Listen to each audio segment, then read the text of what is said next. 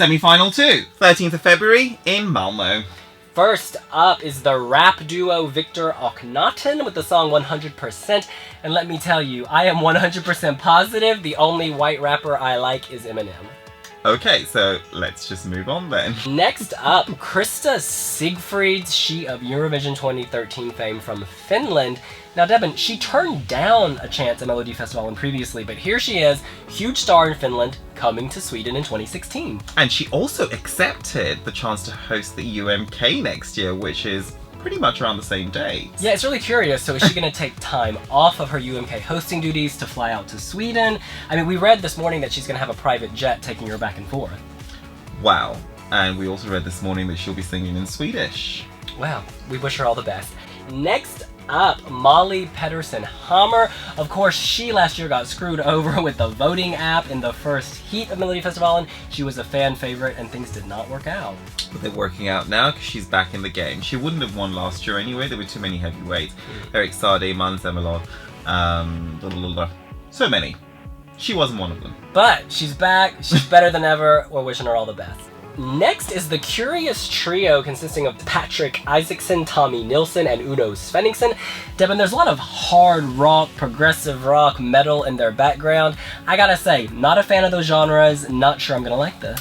This is probably one that Krista Bjorkman picked for himself, and wise move. It's good to have programming that doesn't just reflect one genre of music, and I'm glad they're in the competition, and it's a family show, Melodifestivalen, you know, cutting across all ages. And they have a lot of experience both at Melodifestivalen, Eurovision, and Dalt's Melody Grand Prix. As individuals. Next up is Melodifestivalen 2015 breakout star Isa. She, of course, sang Don't Stop last year. Devin, she hasn't stopped. And you know what? I saw her in Atlanta this summer. I think anybody who knows you knows that. It was your shining moment. The question is, will you wait for her? Oh, I am waiting. But the question is, why were you in Atlanta? And Atlanta, as you know, is very R&B, very hip-hop. LaFace Records, you know, yes, she's joining the greats out in America. Tony Braxton, TLC, Whitney Houston. Absolutely. Isa Tingblad. And she's the one who's alive. Next up is a girl named Victoria. Or Victoria. We don't know anything about her. We know she's 19. She needs to be saved, because her song is called Save Me, which was written by Jen Svestit, if I pronounce that, and Lauren Dyson. And she wore a short shirt to the opening today that said peace. So there you go. Well, we're glad to have her. It's important to have new names debuting at the contest as well. And finally, it's Melodifestivalen veteran David Lindgren. Let's name his songs. Shout it out! Skyline. Both of them made the final, if I recall. Yes. Although his second time around, I think he finished near the bottom.